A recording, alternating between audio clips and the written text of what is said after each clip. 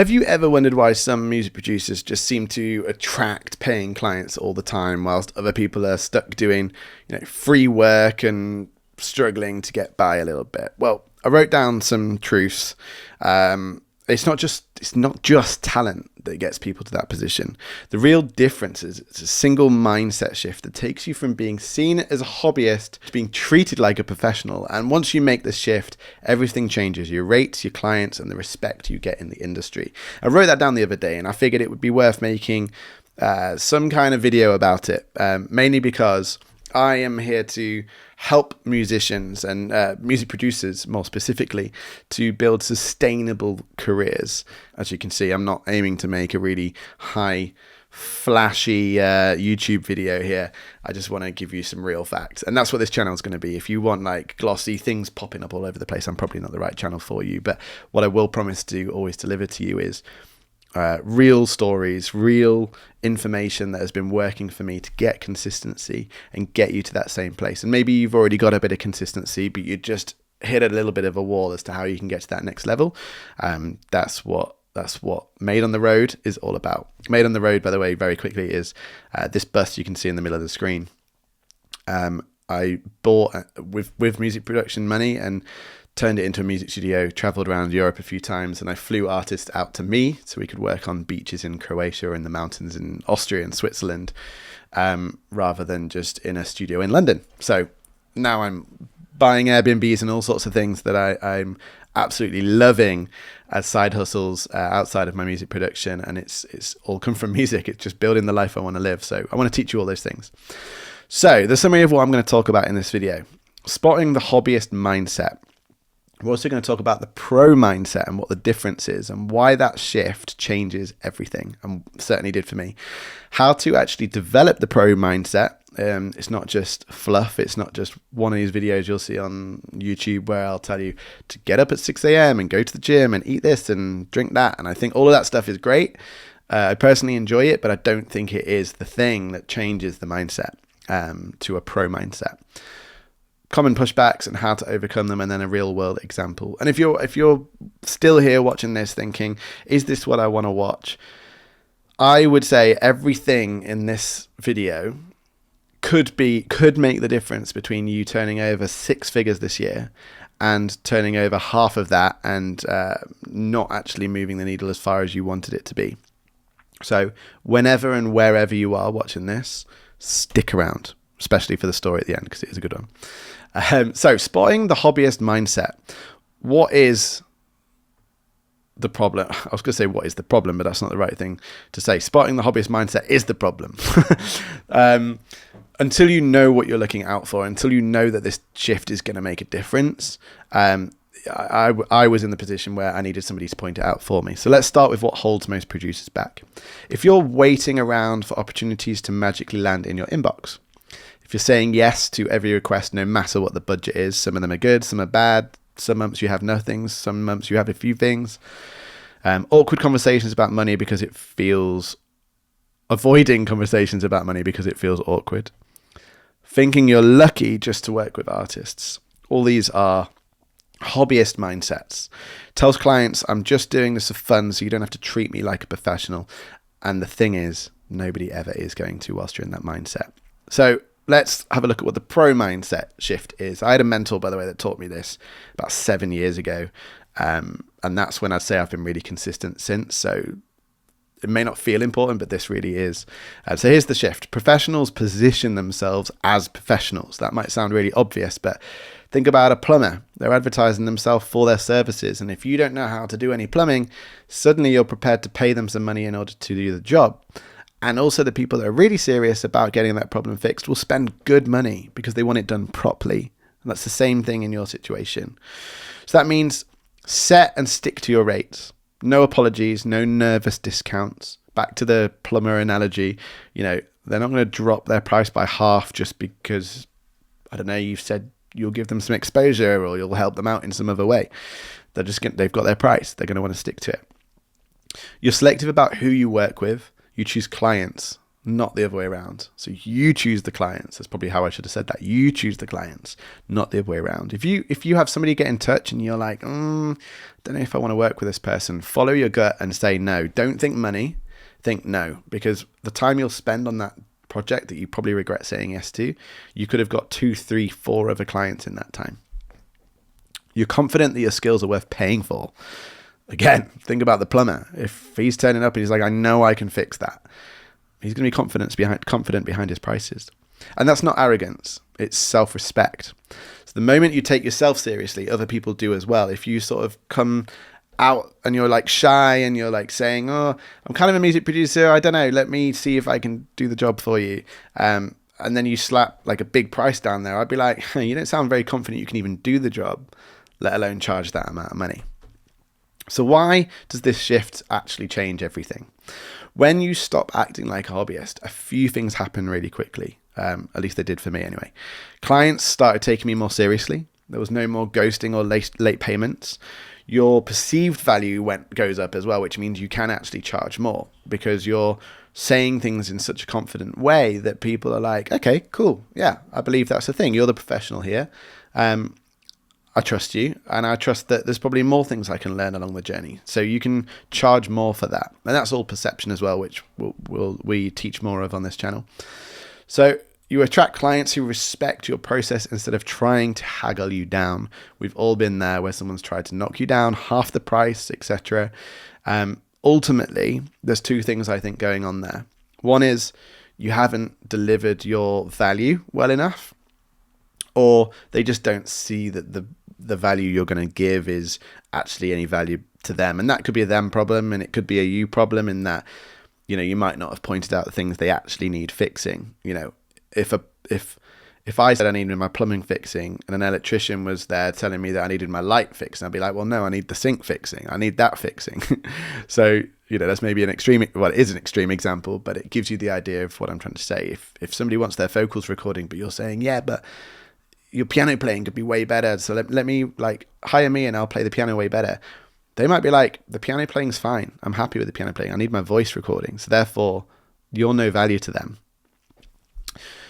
You stop burning out from low paying, high drama projects. I think that's quite an easy one to put in there. We've all said yes to a project that didn't have much money in it. And they're always the most complicated ones. They're always the ones that people ask for the most in return. Oops, sorry, knocking my microphone. Not as good as a music producer. They always are the people that ask for the most in return, or the most edits, or the most tweaks. And the more you say yes to low-paying stuff, the more you regret it. Leave a comment if you've been in that situation, because I want to hear your stories, because I've got some great ones in that field. But that's when work stops feeling more like a side hustle, actually becomes a sustainable career. So how do you actually develop the pro mindset? Well, mind shift sets are great in theory, but here's how to actually put it into practice. I promise you that's not because I haven't been paying my light bills. Maybe that's more moody and dramatic. Set your minimum acceptable rate. If you say yes to less, you're undervaluing yourself in the process. And we've talked about that already in this video. But if you have a price, like the plumber, if you have a price, stick to that price. There will be scenarios where you would maybe want to give a slight discount, but there are things like if you're going to do an album and you can just give a percentage because they're going to do 10 songs at once. I remember doing my first album deal. This was quite a long time ago. It wasn't when I'd got my fees up, but it was like an £11,000 deal. That's how much cash they had available to do it. And it was only like 8 songs. And I was like, yeah, okay, I can do that. And I even on the invoice gave the full value on the invoice and then the amount that it was discounted to get to the 11,000 from like 15,000, so that they realized there was a discount, that it was a deal, and it wasn't just like that was my cost. So that next time when they come around, I can be like, well, you saw last time I gave you the discount, I can't really do it again. Or if I gave you 10% last time, I'll give you 5% this time, etc. Because they'll have already seen the value last time. That's why they've come back.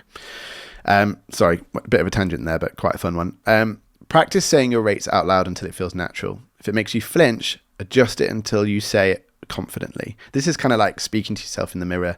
Maybe you can speak to some friends about what you charge and just get used to saying your fees out loud. If you say it confidently, people won't sense that you're nervous to ask for that price, because if you're nervous, then you kind of think, no, am I worth that much? And they're definitely going to try and haggle you down, and they'll definitely feel it emotionally. Upgrade your presentation, your socials, your website, your portfolio, so they look like someone who's in demand. And that doesn't mean putting loads of content out there. I'm a big believer that as a music producer, you barely have to make any content, which sounds dreamy, right? But if your socials and your website, your portfolio, etc., wherever you are online and wherever you're directing people to, backs up what you're saying, then you're in a good position. Decide where to spend your networking time. No more wasting hours in dead-end spaces. Go to where opportunities actually happen, industry events, online producer groups like our one, or communities where serious artists hang out. It could also be gigs. It could be places like Soho House, if you've heard of that, or Tile Yard. I think there's quite a few of those around the world. Pirate Studios. Any networking events for artists, record labels, like all those places. Where are artists hanging out where you'll be able to actually be shoulder to shoulder with some bigger players in your world? I do also think that saying of like you're only as good as the 5 people that are around you is a really good saying, and I think it's very true. But I also think like some of those 5 can be online as well. It could be, are you following people that really are just not pushing you to that next level? So can you remove all those people and replace them with maybe good business people, or maybe other producers that are doing really well?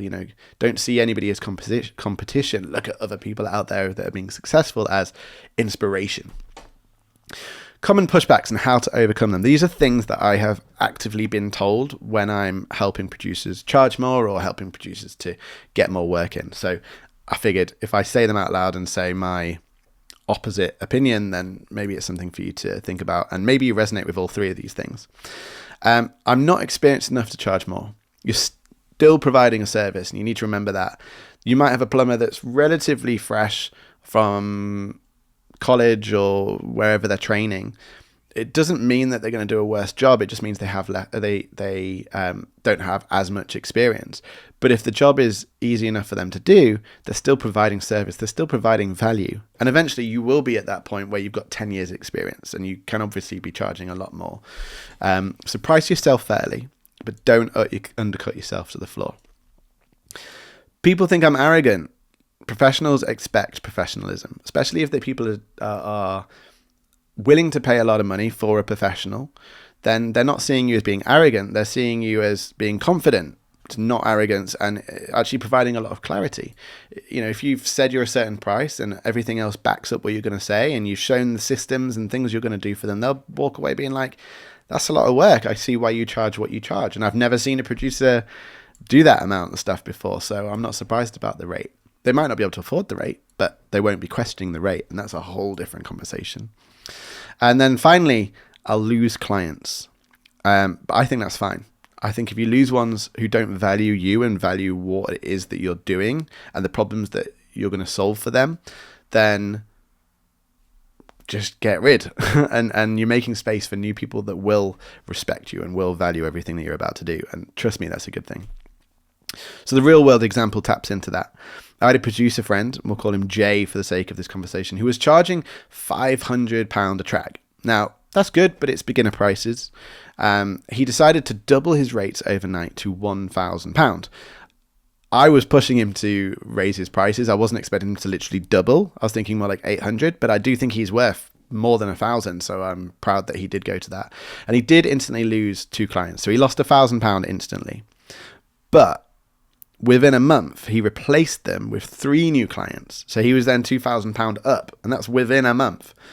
And he had 3 new happy clients that were, going to come back for more. So we could have added £10,000 to his year that year, just in that one decision. And they treated him with way more respect. That is also something you should never forget, is if people are only spending a couple £100 on you, they're not going to treat you well. They're not going to do all the services that someone charging £2,000 is.